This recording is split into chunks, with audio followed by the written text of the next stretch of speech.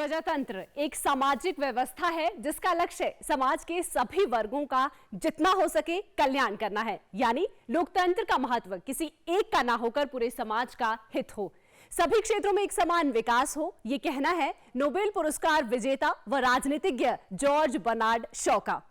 इन्हीं खूबियों के लिए आज विश्व भर में लोकतंत्र की सराहना होती है और लोकतंत्र के 18वें महापर्व का आधा सफर पूरा हो चुका है। ऐसे में प्रचार पूरे शबाब पर है। देश के करीब 98 करोड़ मतदाता अपने लिए अगली सरकार चुनने जा रहे हैं। नमस्कार, मैं वरुणा। जनादेश में आप सभी दर्शकों का स्वागत है। जनादेश में आज हम आपको बताएंगे प्रदेश की राजनीति का खास घटनाक्रम, लेकिन उससे पहले नजर डालते हैं जनादेश सुर्खियों पर। प्रदेश में 1 जून को होने वाले मतदान के लिए 84 उम्मीदवार चुनाव मैदान में। नामांकन प्रक्रिया होने के बाद प्रचार हुआ तेज।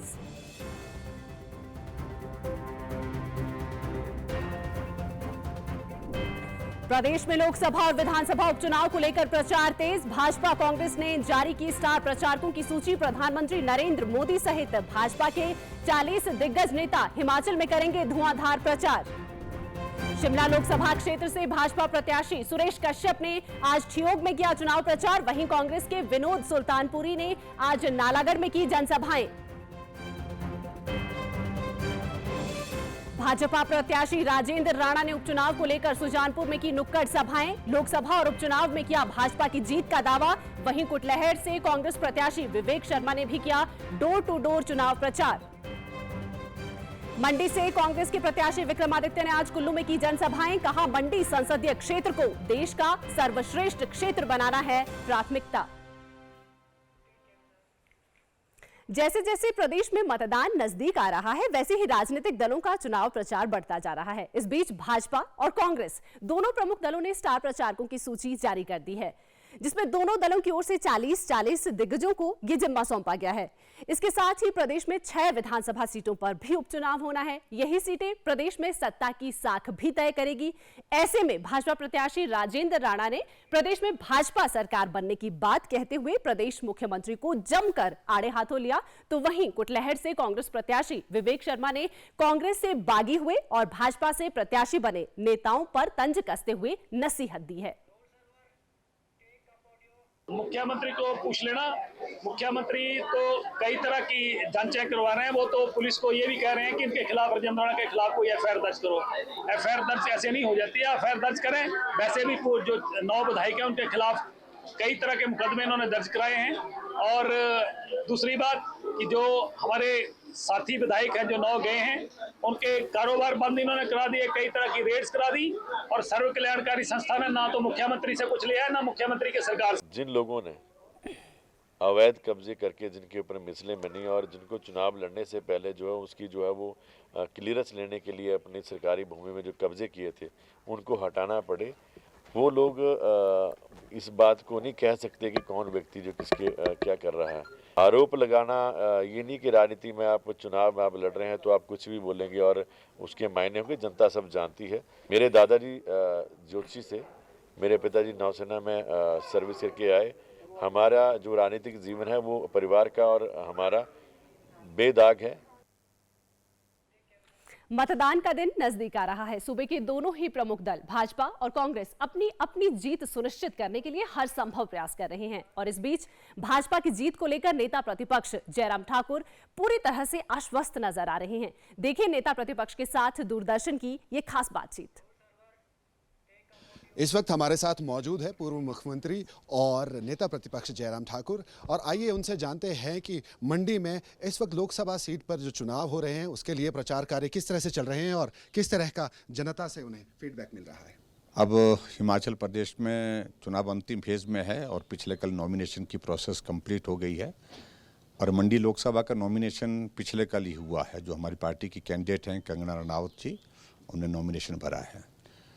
और मैं इस बात को कहना चाह रहा हूं कि जिस प्रकार का जोश और जुनून हमने वहां पर लोगों में देखा है इस चुनाव में, आज तक के बहुत सारे नॉमिनेशन देखे लेकिन जितनी भीड़ कल थी, जितने जोश के साथ लोग कल आए थे, इतना कभी नहीं देखा। और स्वाभाविक रूप से मोदी जी देश के प्रधानमंत्री तीसरी बार बनेंगे और लोग इस बात के लिए उत्सुक है हम ज़्यादा से ज़्यादा अपना योगदान दे सकें, सहयोग दे सकें और मोदी जी को प्रधानमंत्री बनाने के लिए सब लोग जो है अपना समर्थन देने के लिए तैयार हैं। और उस दृष्टि से मैं देख रहा हूं कि हिमाचल की चारों सीटों पर भारतीय जनता पार्टी बहुत अच्छी तरह से जीत रही है, बढ़त के साथ जीत रही है। और मंडी लोकसभा क्षेत्र में भी हम बहुत अच्छी तरह से इस लोकसभा का चुनाव जीत रहे हैं। इसी के साथ साथ प्रदेश में 6 विधानसभा की सीटों पर भी उपचुनाव होना है और उस उपचुनाव के लिए अगर हम एक माहौल की बात करें तो कहीं ना कहीं उसमें अभी एक असमंजस की स्थिति बनी हुई है, क्योंकि दोनों तरफ से जिस तरह से प्रत्याशियों को उतारा गया है, जो बागी रहे हैं और जिन्होंने अब एक दल छोड़कर दूसरे दल में शरण ली है, उस तरह से भाजपा ने भी कांग्रेस के ही विधायकों को जिस तरह से चुनावी मैदान में उतारा है, इसके बारे में आप क्या कहना चाहेंगे? कितने आश्वस्त हैं आप 6 विधानसभा सीटों पर, क्योंकि आप दावे करते आए हैं कि प्रदेश में 4 जून को भाजपा की सरकार बनेगी? देखिए, जो 6 उपचुनाव हो रहे हैं ये अलग तरह की परिस्थिति हिमाचल प्रदेश में है। लोकसभा के चुनाव के साथ 6 उपचुनाव होने का मतलब है कि सरकार का भी बहुत कुछ दांव पर लगा है। और निश्चित रूप से मैं इस बात को देख रहा हूँ कि 6 सीटों पर भारतीय जनता पार्टी जीतेगी और ये अलग तरह की परिस्थिति है। हम इस बात से सहमत हैं जो 6 विधायकों ने भारतीय जनता पार्टी के लिए राज्यसभा में अपनी मदद की भारतीय जनता पार्टी के कैंडिडेट को जिताने के लिए, उसके एवज में उनको अपनी सदस्यता खोनी पड़ी। कांग्रेस पार्टी ने उनके खिलाफ कार्रवाई की और कांग्रेस पार्टी के साथ साथ में उनकी विधानसभा की सदस्यता समाप्त कर दी स्पीकर ने। और चुनाव हो रहा तो हमारा एक दायित्व बनता था कि जब जिन लोगों की सदस्यता समाप्त हुई है और एथिक्स के मुताबिक हमको उनको मदद करनी चाहिए, मदद की है। और सब लोग भारतीय जनता पार्टी के जहाँ हमारी जो एस्टेब्लिश्ड लीडरशिप वहाँ उन क्षेत्रों में है वो सब लोग काम कर रहे हैं। थोड़ी बहुत नाराजगी होती है लेकिन उसके बावजूद सब लोग अब काम में जुट गए और 6 की 6 सीटों पर हम जीत करेंगे। 400 पार का नारा इस वक्त देश में चल रहा है, तो कितने आश्वस्त हैं 400 पार के? देखिए, हम पूरा आश्वस्त हैं। भारतीय जनता पार्टी के लिए ये बहुत प्रसन्नता का विषय है। जो लोकप्रियता प्रधानमंत्री बनने से पहले मोदी जी की 2014 में जब उनको प्रधानमंत्री के तौर जो है पेश किया था देश के सामने, उससे ज़्यादा लोकप्रियता 2019 में हुई। हम ज़्यादा सीटों के साथ जीते। 2019 में जो लोकप्रियता मोदी जी की थी वो 2024 में और ज़्यादा बढ़ करके, और तब हमने अब नारा दिया है अब की बार 400 पार, एनडीए 400 पार होगा। और स्वाभाविक रूप से उस लक्ष्य के हम करीब पहुंचेंगे और इस लक्ष्य को हासिल करेंगे और उसमें हिमाचल प्रदेश का 100% योगदान होगा, यानी कि 4 सीटों पर जीत होगी। 2014 में भी 4 सीटें दी थी, 2019 में भी और 2024 में भी 4 सीटें जीतेंगे। तो ये थे हमारे साथ पूर्व मुख्यमंत्री और नेता प्रतिपक्ष जयराम ठाकुर, जिनका कहना है कि प्रदेश में 4 जून को 4 सीटें लोकसभा की भाजपा के खाते में होगी। कैमरामैन ऋषि पाल के साथ मैं कुलदीप फेरा, दूरदर्शन समाचार, हिमाचल। देश में आम चुनाव 2024 की सरगर्मियां लगातार बरकरार है, तो वहीं प्रदेश में भी आम चुनाव के साथ साथ 6 सीटों पर होने जा रहे विधानसभा उपचुनाव के कारण माहौल गरमाया हुआ है। भाजपा प्रत्याशी इंद्रदत्त लखनपाल के सामने धरती पुत्र के नाम पर सुभाष चंद्र ढटेवाल को चुनावी मैदान में उतारा गया है। देखिए ये रिपोर्ट। हिमाचल प्रदेश की सत्तारूढ़ पार्टी कांग्रेस और विपक्षी दल भाजपा दोनों के लिए हमीरपुर लोकसभा क्षेत्र में काफी कुछ दांव पर है, क्योंकि जिन 6 विधानसभा सीट पर उपचुनाव होने जा रहे हैं उनमें से 4 सीट इसी संसदीय क्षेत्र के अंतर्गत आती है। विधानसभा उपचुनाव के नतीजों से राज्य सरकार का भी फैसला होगा। मौजूदा भाजपा सांसद और केंद्रीय मंत्री अनुराग ठाकुर 5वीं बार हमीरपुर संसदीय क्षेत्र से चुनाव लड़ रहे हैं। भाजपा के राष्ट्रीय अध्यक्ष जेपी नड्डा बिलासपुर सदर सीट का 3 बार प्रतिनिधित्व कर चुके हैं, जो कि हमीरपुर संसदीय क्षेत्र के अंतर्गत ही आता है। वहीं विधानसभा क्षेत्र के हिसाब से देखें तो यहां से मुख्यमंत्री सुखविंदर सिंह सुक्खू और उप मुख्यमंत्री मुकेश अग्निहोत्री दोनों हमीरपुर संसदीय क्षेत्र में नादौन और हरोली विधानसभा क्षेत्रों का प्रतिनिधित्व करते हैं। 52 पंचायतों वाले बड़सर विधानसभा क्षेत्र में होने वाला उपचुनाव काफी रोचक होने वाला है। दरअसल कांग्रेस प्रत्याशी के रूप में राजपूत चेहरे सुभाष डटवालिया की दस्तक इस चुनाव को नई दिशा देती हुई नजर आ रही है। चुनाव रोचकता की बात करें तो एक तो करीब 42 साल इस क्षेत्र में चुनाव ब्राह्मण बनाम राजपूत होने वाला है। दूसरा, कांग्रेस प्रत्याशी सुभाष डटवालिया उस क्षेत्र से आते हैं जिसे तप्पा डटवाल कहा जाता है। इस तप्पा डटवाल में लगभग 23 पंचायतें शामिल हैं, जिसमें वोटरों की संख्या 35 से 40 हजार के आसपास बताई जाती है। आपको बता दें, टप्पा टटवाल का हर चुनाव में बड़सर विधानसभा क्षेत्र के प्रत्याशी को जिताने या हराने में पूरा योगदान रहता है। लेकिन इस बार मुख्यमंत्री सुखविंदर सिंह सुक्खू ने ऐन मौके पर सारे समीकरणों को ध्यान में रखते हुए तुरुप का पत्ता फेंका है। हालांकि पूर्व में कांग्रेस के विधायक और वर्तमान में बीजेपी से चुनाव लड़ रहे इंद्रदत्त लखनपाल की छवि भी बड़सर विधानसभा क्षेत्र में अच्छी मानी जाती है। लेकिन जिस तरीके से प्रदेश में पिछले महीनों दल बदलने का सियासी ड्रामा हुआ, उससे लोगों को लखनपाल के विरुद्ध बोलने का मुद्दा मिला। 2022 में इंद्रदत्त लखनपाल ने पूर्व भाजपा विधायक बलदेव शर्मा की धर्मपत्नी और बीजेपी प्रत्याशी माया शर्मा को पराजित किया था। लखनपाल को 30,293 मत पड़े थे, जबकि बीजेपी प्रत्याशी माया शर्मा को 16,501 और बतौर निर्दलीय चुनाव लड़े संजीव शर्मा को 15,252 वोट उस वक्त पड़े थे।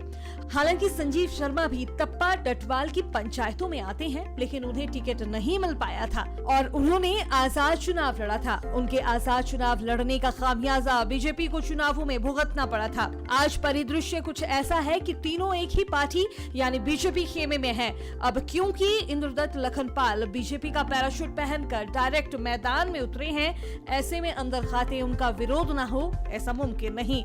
उधर सुभाष डटवालिया के मामले में फिलहाल ऐसा कुछ नजर नहीं आ रहा।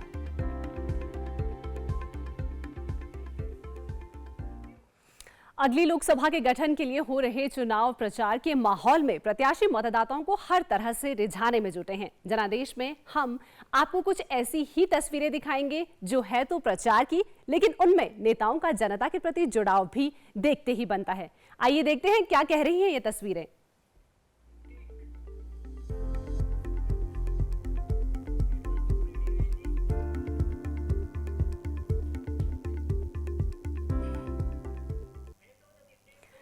जनादेश में आगे बढ़ते हैं और बात करते हैं मंडी संसदीय सीट की, जो इस वक्त देश में हॉट सीट बनी हुई है, और जानते हैं वहां के राजनीतिक समीकरणों के बारे में। जानकारी देने के लिए हमारे साथ जुड़ रहे हैं हमारे संवाददाता वीरेंद्र। जी वीरेंद्र, नामांकन प्रक्रिया हो चुकी है, बिगुल बज चुका है चुनावी रण का। अब मंडी में जनादेश किस ओर दिख रहा है वीरेंद्र? जी बिल्कुल वरना, आपने ठीक कहा। नामांकन की प्रक्रिया जो है वो 14 मई को पूरे हम कह सकते हैं कि जहां जहां पर भी थी अंतिम चरण के लिए, वो जो है वो पूरी हो चुकी है। और उसके बाद आज जो है वो छंटनी की प्रक्रिया रखी गई थी। तो छंटनी में पहले दर्शकों की जानकारी के लिए बता दूं, डीडी न्यूज के जितने भी दर्शक हैं उनकी जानकारी के लिए बता दूं कि मंडी संसदीय सीट से चुनावी मैदान में 14 लोगों ने अपना नामांकन पत्र दायर किया था, जिसमें 2 कैंडिडेट जो है वो, एक कैंडिडेट कवरिंग कैंडिडेट कांग्रेस की तरफ से थे और एक कवरिंग कैंडिडेट बीजेपी की तरफ से थे। तो कांग्रेस और बीजेपी के जो नामांकन है वो बिल्कुल सही पाए गए हैं और उस आधार पर जो कवरिंग कैंडिडेट के नामांकन है उन्हें जो है वो रद्द कर दिया गया है। लेकिन इसके अलावा 2 आजाद उम्मीदवार ऐसे हैं जिन्हें के जो नामांकन थे उनमें कुछ त्रुटियां पाई गई और त्रुटियों के आधार पर उन्हें जो है वो रद्द कर दिया गया है। अब जो है वो 10 प्रत्याशी जो है वो चुनावी मैदान में इस वक्त मौजूद है और 17 मई शाम 3 बजे तक का जो है वो समय निर्धारित किया गया है। 17 मई शाम 3 बजे तक जो है वो नॉमिनेशन, अगर कोई वापस लेना चाहे तो वो नॉमिनेशन अपना वापस ले सकता है। अब आपके सवाल पे आता हूँ, जो आपने सवाल किया कि किस प्रकार का यहाँ पर चुनाव प्रचार माहौल जो है वो देखने को मिल रहा है। दिखती सी बात है, आपने कहा कि हॉट सीट जो है वो मंडी इस वक्त बन चुकी है। पूरे देश भर में, पूरे देश भर की नजरें जो है इस वक्त मंडी संसदीय सीट पर है, क्योंकि एक तरफ जो है वो कंगना रनौत जैसी बड़ी चर्चित चेहरा यहाँ पर चुनावी मैदान में है, तो दूसरी तरफ जो है वो कांग्रेस की तरफ से विक्रमादित्य सिंह जैसा चेहरा जो है वो चुनावी मैदान में उतारा गया है। दोनों जी जान से जो है वो चुनाव प्रचार में जुटे हुए हैं। जहां कांग्रेस ने पहले अपना नॉमिनेशन फाइल किया, अपनी ताकत दिखाई, शक्ति प्रदर्शन किया, तो उसका काउंटर जवाब जो है वो बीजेपी की तरफ से दिया गया।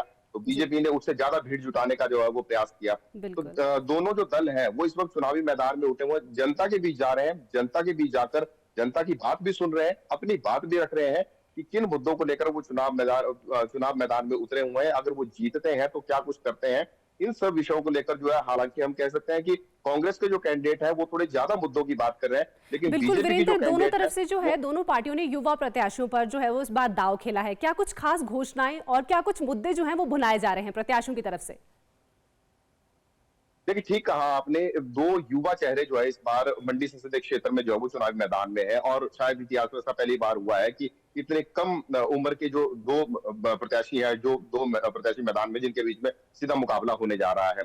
तो दिखती सी बात है, हालांकि युवा है तो ज्यादा तो युवाओं की बात होनी चाहिए, लेकिन अभी हाल फिलहाल में ऐसा युवाओं की ज्यादा बात जो है वो होती हुई नजर नहीं आ रही है। जो कांग्रेस के कैंडिडेट है वो मंडी को देकर अपना विजन तो रख रहे हैं, लेकिन उस विजन में कहीं युवाओं की बात नहीं है। वो मंडी को स्मार्ट सिटी बनाने की बात कर रहे हैं, मंडी जी। संसदीय क्षेत्र को जो है वो एक आदर्श संसदीय क्षेत्र बनाने की बात कर रहे हैं। इसके अलावा और भी जो बातें हैं वो भी वो कह रहे हैं। और वहीं दूसरी तरफ अब जो बीजेपी की कैंडिडेट है कंगना रनौत, उन्होंने भी जो अपना विजन रखना शुरू कर दिया है। जो उनकी नॉमिनेशन रैली थी उसमें उन्होंने स्पष्ट कहा कि अगर वो जीतती हैं तो जी। मंडी संसदीय क्षेत्र या मंडी जिला जो अब तक रेल से अछूता है और एयरपोर्ट जैसी सुविधा से अछूता है, जी। तो और जो यहाँ पे बहुत से अनछुए पर्यटन स्थल हैं जिनका विकास होना, जिन्हें विकसित करना जो है अभी बाकी है, तो अगर उन्हें मौका मिलता है तो फिर वो उनका फोकस जो है वो इन कार्यों पर जो है वो ज्यादा रहेगा, ताकि इसके माध्यम से जो स्थानीय लोग हैं और जी। जो पारंपरिक यहाँ के परिधान है, पारंपरिक वेशभूषा है या पारंपरिक जो कल्चर यहाँ के रीति रिवाज है, उसके साथ जो है वो टूरिज्म को जोड़ा जाएगा और उस तरीके से टूरिज्म को जो है वो आगे बढ़ाया जाएगा। तो कहीं ना कहीं अब मुद्दों को लेकर जो है वो थोड़ी बहुत बातचीत जो है अब होती हुई जो वो नजर आ रही है। जी वर्मा। बिल्कुल वीरेंद्र, स्टार प्रचारकों की सूची भी जारी हो गई है। कंगना रनौत खुद स्टार प्रचारक है, लेकिन मंडी में कौन स्टार प्रचारक आने वाला है? देखिए ये बहुत महत्वपूर्ण है और स्टार प्रचारकों के आने पर बहुत से लोगों की नजरें भी टिकी हुई हैं और हम कह सकते हैं कि एक तरीके से जो स्टार प्रचारक आएंगे वो एक तरीके से गेम चेंजर भी होंगे। बिल्कुल, वो इसलिए बिल्कुल। क्योंकि एक तरफ अगर भारतीय जनता पार्टी देखे तो उनके पास नरेंद्र मोदी जैसा जो है एक बड़ा चेहरा है जो देश के प्रधानमंत्री है, और दूसरी तरफ अगर हम देखें तो कांग्रेस के पास जो है वो राहुल गांधी, सोनिया गांधी, प्रियंका गांधी या फिर जो उनके राष्ट्रीय अध्यक्ष हैं खड़गे, वो वैसे कुछ बड़े चेहरे हैं। उसके अलावा कुछ स्थानीय चेहरे भी हैं। लेकिन बिल्कुल। आप ये मान के चलिए कि जो स्टार प्रचारकों की सूची जारी की गई है वो तो यहाँ पर चुनाव मैदान में उतरेंगे, लेकिन जो बड़े चेहरे हमने आपको गिनाए वरुणा, जो दर्शकों को हमने बताए, उन बड़े चेहरों के मैदान में उतरने का इंतजार मंडी संसदीय क्षेत्र की जनता को बेसब्री से है। क्योंकि जब ये बड़े चेहरे आएंगे और बड़े चेहरे यहाँ पर आकर क्या बात रखते हैं, किस तरीके से जो है वो बातें रखते हैं, क्या कुछ वादे, क्या कुछ दावे जो उनकी तरफ से किए जाते हैं, वो एक बड़ी बात होती है। और दूसरी बात ये भी है कि जब ये बड़ी रैलियां होंगी जिसमें बड़े बड़े चेहरे आएंगे और बड़ी बड़ी रैलियां होंगी, तो उन बड़ी रैलियों में भीड़ कितनी जुटती है। कांग्रेस के समर्थन में लोग आते हैं या फिर बीजेपी के समर्थन में लोग आते हैं, या फिर पलड़ा कहीं ना कहीं बराबर का रहता है या पलड़ा भारी हो जाता है या किसी का हल्का रह जाता है, ये देखने वाली बात होगी। इसलिए इंतजार उस पल का है। अमूमन यही अनुमान लगाया जा रहा है, अभी तक का जो चुनाव प्रचार है उसमें उसको देखने के आधार पर यही अनुमान लगाया जा रहा है कि लास्ट का जो एक हफ्ता रहेगा चुनाव प्रचार का, उस वक्त क्योंकि देश भर के जितने भी चरणों के चुनाव है वो मतदान है वो संपन्न हो चुके होंगे और सारे स्टार प्रचारक यहीं पे डेरा जमाएंगे, तो उस वक्त जो है वो तय होगा कि रुख हवा का किस तरफ को है। जी वरुण। बिल्कुल वीरेंद्र, 4 जून को क्या होगा ये तो फिलहाल भविष्य के गर्भ में है। अब देखना होगा कि ऊंट जो है वो किस करवट बैठता है। तमाम जानकारी के लिए बहुत बहुत शुक्रिया वीरेंद्र। बहरहाल जनादेश में अब वक्त हो चला है वोट यात्रा का, एक ऐसी यात्रा जिसमें हम टटोलते हैं मतदाताओं की नब्ज, समझने की कोशिश करते हैं मतदाताओं के राजनीतिक रुझान। और वोट यात्रा में आज हमारी टीम पहुंची है हमीरपुर संसदीय क्षेत्र के बिलासपुर में। वोट यात्रा में हमने आम मतदाताओं से उनके मुद्दों के बारे में जाना और साथ ही जानी प्रत्याशियों से उनकी उम्मीदें। देखते हैं ये वोट यात्रा।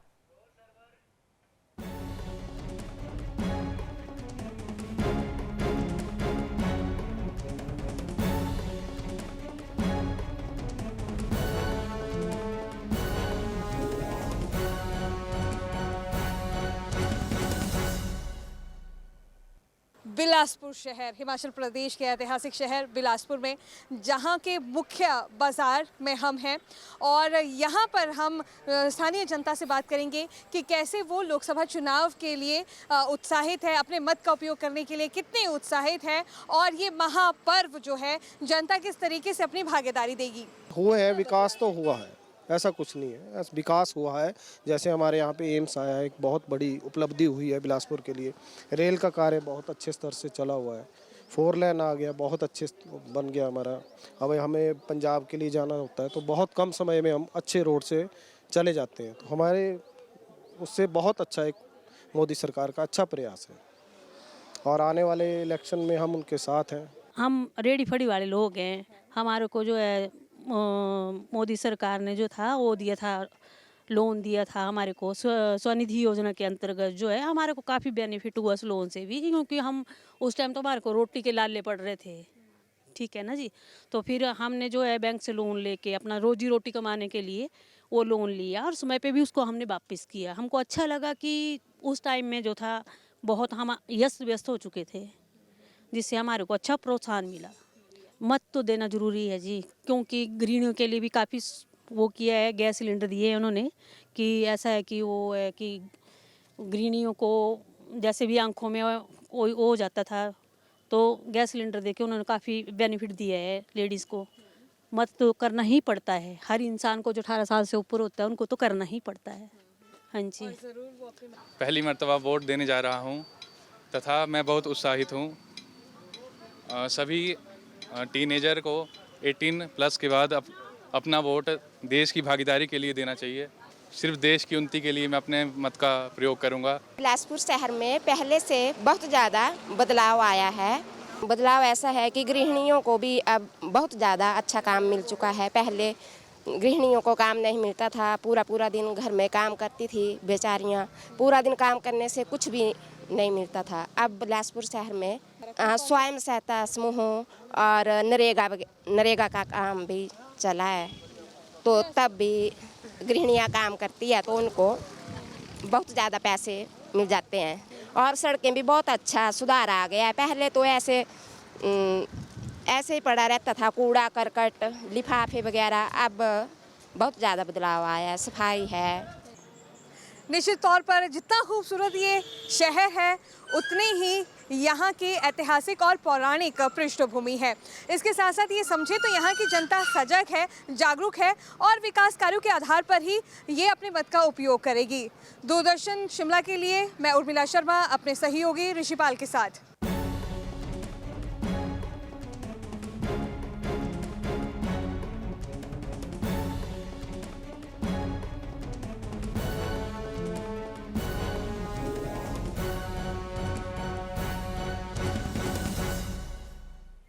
और अब जनादेश में वक्त हो चला है चुनावी किस्से का। जनादेश के सेगमेंट में है चुनाव प्रणाली से जुड़ी ऐसी अनोखी बातें जो अलग है, दिलचस्प है। तो ये रहा आज का चुनावी किस्सा।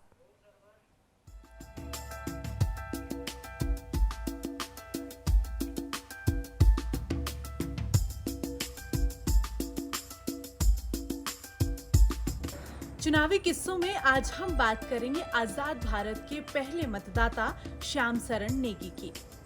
देश में पहली बार 1952 में लोकसभा के चुनाव हुए, लेकिन किन्नौर जिला में भारी हिमपात को ध्यान में रखते हुए 5 महीने पहले ही यानी अक्टूबर 1951 में ही चुनाव हो गए थे।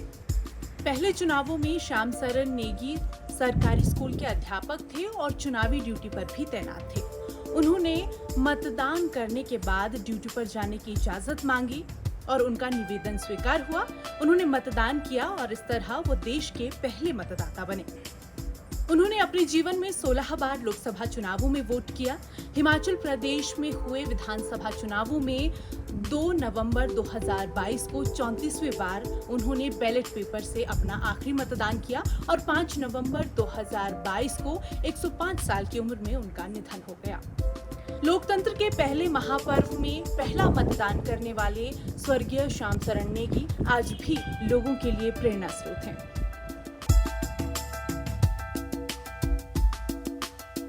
प्रदेश में मतदान का महत्व और प्रतिशतता बढ़ाने के लिए स्थानीय लोक कलाकार भी गीत संगीत के माध्यम से अपने अपने अंदाज में वोट अपील कर रहे हैं। तो आइए देखते हैं हिमाचली लोक गायक एसी भारद्वाज द्वारा की जा रही ये वोट अपील। तगड़े माणुआ बाकी अनारा, डुगी डुगी नदियां ते ऊंची ऊंची धारा, खुशबू महकती है हर एक डाल से, हम है पहाड़ से, हम है पहाड़ से, देवी देव तेरी भूमि कहते हैं प्यार से।